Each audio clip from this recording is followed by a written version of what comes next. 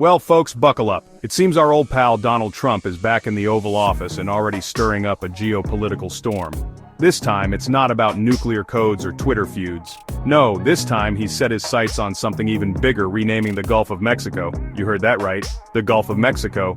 In a move that surprised absolutely no one familiar with his, shall we say, unconventional approach to leadership, Trump signed an executive order on January 20th, 2025. This decree, brimming with all the subtlety of a WWE SmackDown, rechristens the Gulf of Mexico as the Gulf of America.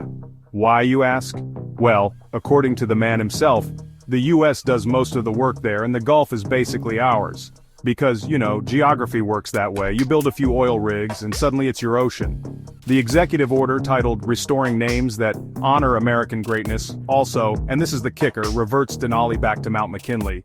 Remember Denali, the majestic Alaskan peak that Obama restored to its indigenous name? Yeah, that one. Across the pond, our friends in the UK are having none of it. In a statement dripping with more sarcasm than a British comedy sketch, a spokesperson for the British government announced they would not be recognizing the name change. They politely suggested that unless Gulf of America catches on globally, read never gonna happen, they'll be sticking with the original. And they do have a point. One country, even one led by a man who seems to think he's playing Civilization in real life, can't just unilaterally rename international waters. It'd be like me declaring my bathtub the Sea of Oliver and demanding everyone call it that. Down in Mexico, the reaction has been a tad spicier than a plate of vindaloo. Mexican President Claudia Sheinbaum wasted no time in rejecting the name change. She pointed out quite rightfully that the name Gulf of Mexico is kind of, already a thing. But it was her next comment that really stole the show.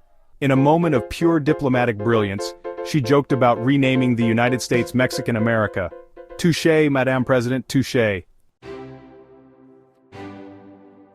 So, what happens now? Well, experts predict this cartographic kerfuffle could end up at the UN. There's a whole panel dedicated to sorting out these kinds of naming disputes.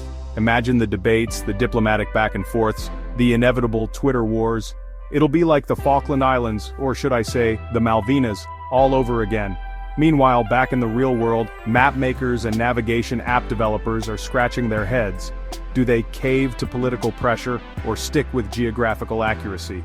It's a tough call, but I suspect many will opt for the path of least resistance, at least until this whole thing blows over. But one thing's for sure, Trump's latest stunt has, once again, thrown the world into a tizzy. And you know what? In these strange and uncertain times, that's almost comforting. Almost.